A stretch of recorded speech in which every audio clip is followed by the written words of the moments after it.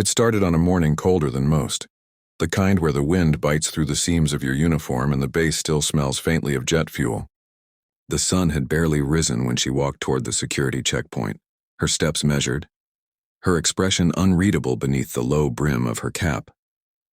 To anyone else, she looked like a civilian, a woman with a tired face, a duffel bag, and a badge clipped to her jacket.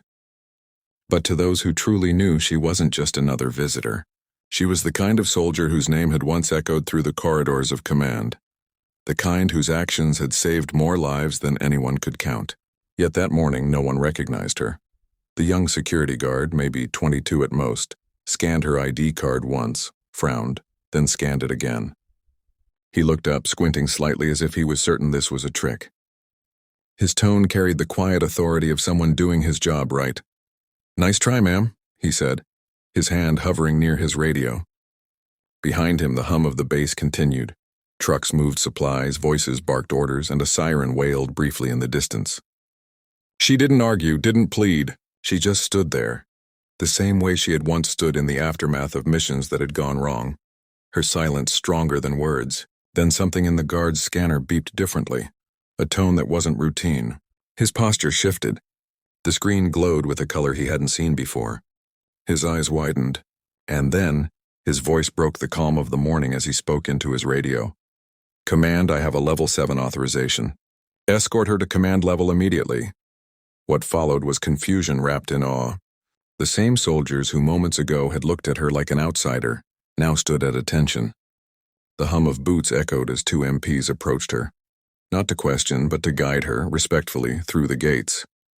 For the first time in years, she was stepping back into the heart of the base she once called home.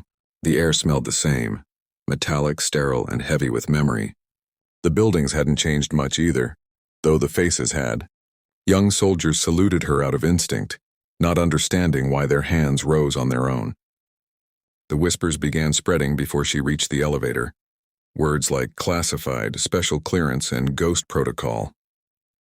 She kept her silence, walking with the kind of quiet composure that only comes from surviving what others couldn't. The years had not been kind to her. Her body carried scars hidden beneath her clothes.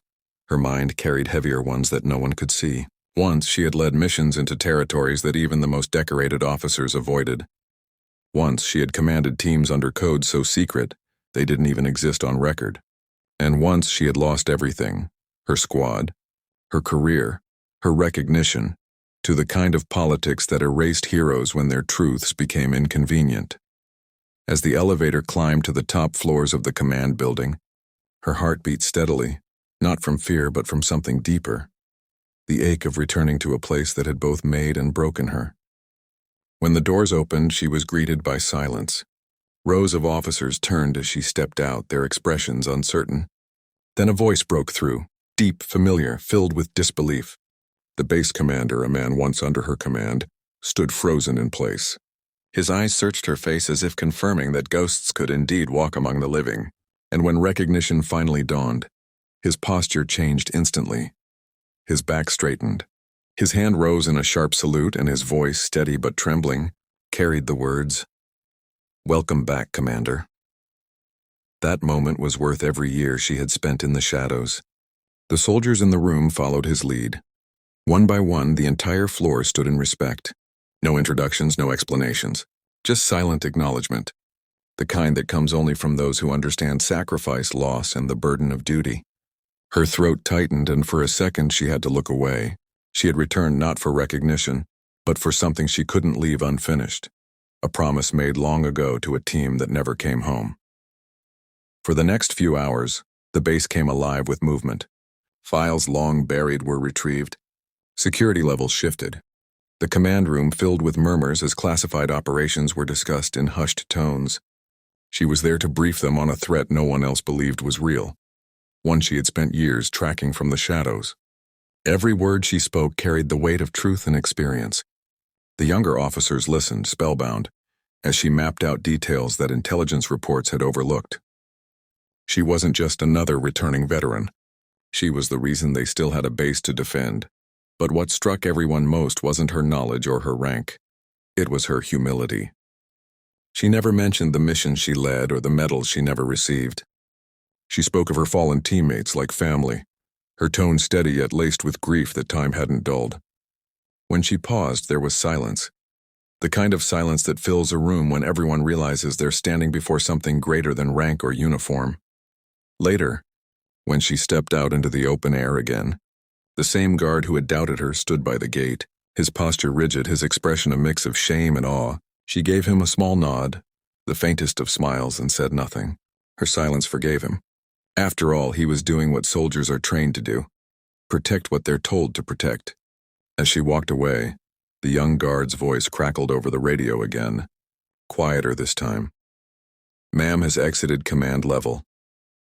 There was respect in his tone now, the kind reserved only for those who've earned it the hard way. She didn't look back. She didn't need to. She had left her mark, not in medals or records, but in the way people remembered her. She was the kind of soldier who didn't need to prove who she was.